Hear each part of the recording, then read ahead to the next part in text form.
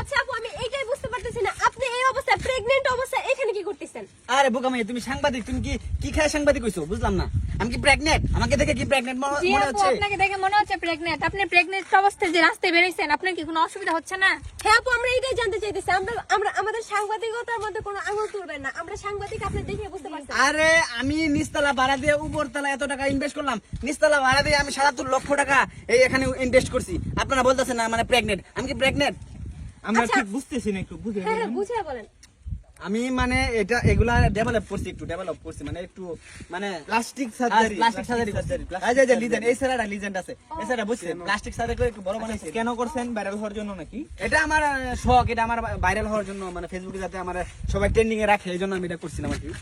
মানে ভাইরাল হওয়ার জন্য, সবার সমালোচনায় থাকার জন্য। হ্যাঁ। তো আপনি প্রায় কয় লক্ষ টাকা খরচ করছেন? ৭৭ লক্ষ টাকা খরচ হয়েছে। আচ্ছা, তো এদিক দিয়ে কোথায় যাচ্ছেন আপনি? আর আপনার আমি- হাতে কি? এটা হচ্ছে আমার ডায়েরি। হাঁটা ব্যথা হয়ে গেছে। এটা হচ্ছে আমার ডায়েরি, ঠিক আছে? এখানে মামলার মোকদ্দমার যত কাগজপত্র আছে সবকিছু এটার মধ্যে, কিভাবে মামলা করবো আর মনে করেন সবকিছু এটার মধ্যে আর কি। মানে আপনি আপনার হাজবেন্ডের বিরুদ্ধে মামলা করবেন, এখানে সমস্ত কিছু হ্যাঁ, সব আছে। সমস্ত ডকুমেন্ট।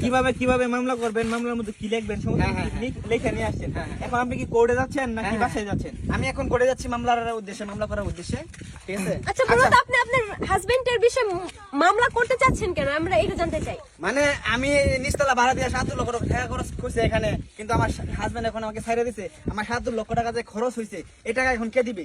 এই দায়ভার কে নিবে? মানে আপনার হাজবেন্ড আপনাকে ছেড়ে দিছে, হ্যাঁ, হ্যাঁ। এই জন্য আপনার হাজবেন্ডের বিরুদ্ধে আপনি মামলা করতে যাচ্ছেন। জি জি জি জি। এখন আমার ৭৭ লক্ষ টাকা খরচ করছে, আমি চাই আমাকে 1 কোটি টাকা দিবে, তারপরে আমি মামলা তুলবো। নাহলে আমি মামলা তো এখন আপনি করেনই নাই, তো আপনি আবার 1 কোটি মামলা আরো আগে করছি, আমি করছি আগে। করছেন? হ্যাঁ হ্যাঁ। আচ্ছা ম্যাম, আমার একটা কথা, আপনাকে কি ভাইয়া বলে ডাকবো নাকি আপু বলে ডাকবো? এটা নিয়ে কিন্তু আমরা সবাই কনফিউজ আছি। আরে আমি তো মনে করেন, আমি তো আপু, আমি তো ওই যে মনে করেন আমি যে সময় যা মনে চাই তাই করি, বুঝছেন? মানে মুখের মধ্যেও কি প্লাস্টিক সার্জারি করে আর দাঁড়িয়ে এখন আমার লাগাইছেন? চাইতাছি যে দাড়ি লাগাইছে, আমার যা মনে আসে তাই করি। মানে মানুষ যেন আমাকে একটু ভালোবাসে, আমাকে একটু নজর দেয়, এই জন্য আর কি যা খুশি তাই করি। মানে ট্রেন্ডিং এ থাকবার জন্য আপনি এটা করছেন। আমরা মূলত বুঝতে পারছি আপনি সবার মুখে মুখে হ্যাঁ, হ্যাঁ। trending এ থাকার জন্য মনে করেন trending থাকার জন্য। আমাকে যারা ভালোবাসে তো ভালোবাসে, কিছু কিছু মানুষ আছে আমাকে ভালোবাসে না, তা নিয়ে আমি কোনো পরোয়া করি না, কারণ কেউ আমাকে ভালোবাসবে কেউ বাসবে না, এটা স্বাভাবিক। মানে কেউ আপনাকে বুঝবে, কেউ হ্যাঁ, বুঝবে বুঝবে না। না, হ্যাঁ। যারা কাছের মানুষ আছে তারা আপনাকে বুঝবে, যারা কাছের মানুষ আছে তারা আমারে বুঝবে, সবসময় আমাকে বুঝে। আর যারা দূরের মানুষ তারা আপনাকে বুঝবে। তাদের আমি কোনো সময় কেয়ার করি আমি না। যতদূর জানি আপনার হাজবেন্ড তো অবশ্যই আপনার কাছের মানুষ ছিল, আপনার হাজবেন্ডে আপনাকে বুঝতেছে না। তো হাজবেন্ড দুনিয়া খারাপ। এ তো মনে করেন আমার এই যে বিয়া করে ছেড়ে দিছে, আমি ৭৭ লক্ষ ইনভেস্ট করছি, ৭৭ লক্ষ টাকা।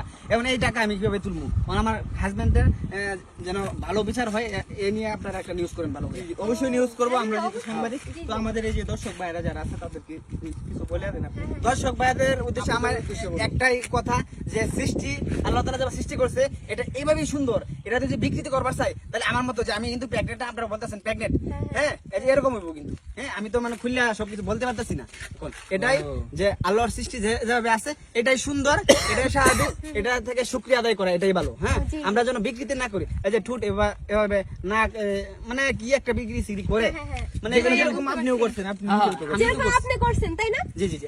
আমি এখন লজ্জিত, আমি আর করবো না, আমাকে মাফ করে দেন।